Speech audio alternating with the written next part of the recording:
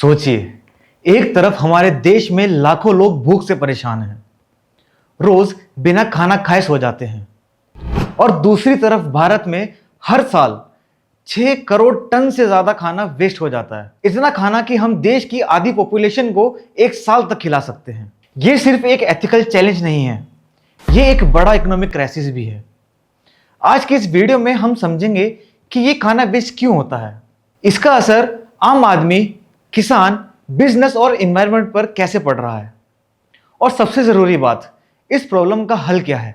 रोज सुबह से लेकर रात तक हर मंडी, हर शादी, हर रेस्टोरेंट में कुछ ना कुछ खाना डस्टबिन में जा रहा है। कहीं सब्जियां सड़ जाती हैं क्योंकि उनके पास ठीक से रखने के लिए जगह नहीं होती।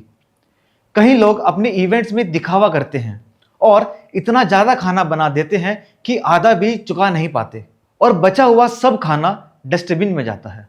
एक रिपोर्ट के मुताबिक हर इंडियन घर सालाना लगभग 50 किलो तक खाना वेस्ट करता है। पर यह सिर्फ खाने का वेस्ट नहीं है, इसमें जाता है पानी, बिजली, ट्रांसपोर्ट का खर्चा, किसान की मेहनत और आपका पैसा। जब खाना वेस्ट होता है, सबसे पहले उसका नुकसान किसान को होता है। वो फसल उगाता है, पर जब मंडी में स्टोरेज ना हो या सही रेट ना मिले तो उसका सारा अनाज या तो सड़ जाता है या कम प्राइस में बेचना पड़ता है। दूसरी तरफ बिजनेसमैन को भी नुकसान होता है। होटल्स, रेस्टोरेंट्स, जितना खाना वेस्ट होता है उसका कॉस्ट उनके ऊपर ही पड़ता है, क्योंकि डिस्पोजल भी फ्री नहीं होता। और ये सब वेस्ट जब लैंडफिल्स में जाता है तो एनवायरनमेंट को भी नुकसान पहुंचाता है। मीथेन गैस रिलीज होती है जो ग्लोबल वार्मिंग को और तेज करती है। आम आदमी भी इस इंपैक्ट से बचा नहीं है। जब सप्लाई चेन इनएफिशिएंट होती है तो प्राइसेस बढ़ते हैं, भूख बढ़ती है, और सैनिटेशंस और वेस्ट मैनेजमेंट सिस्टम्स पर भी प्रेशर और बढ़ता है। इस सबके पीछे कई वजहें हैं। सबसे बड़ी प्रॉब्लम है इंफ्रास्ट्रक्चर की कमी, स्पेशली कोल्ड स्टोरेज। बहुत सारे फ्रूट्स, वेजिटेबल्स मंडी तक तो पहुंच जाते हैं, पर वहां से मार्केट तक सेफली नहीं पहुंच पाते। लोग भी अवेयर नहीं हैं। कभी हम फ्रिज भर लेते हैं, पर खाने से पहले ही वो खराब हो जाता है। पार्टीज में प्लेट भर लेते हैं, खाते आधा हैं, बाकी सीधा कचरे में।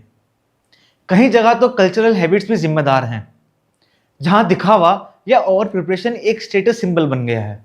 लेकिन अच्छी बात यह है कि कई लोग और ऑर्गेनाइजेशंस इस प्रॉब्लम के खिलाफ काम कर रही है। कई सारी एनजीओस बचा हुआ खाना इकट्ठा करके उसको जरूरतमंद लोगों तक पहुंचाते हैं। टेक्नोलॉजी भी हेल्प कर रही है।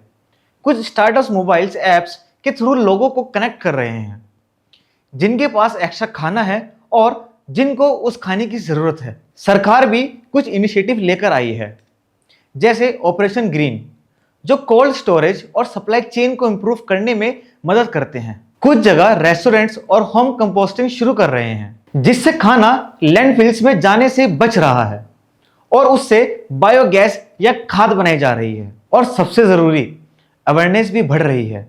स्कूल, कॉलेज, सोशल मीडिया के जरिए लोगों को एजुकेट किया जा रहा है कि खाने को रिस्पेक्ट दो, उसका सही इस्तेमाल करो।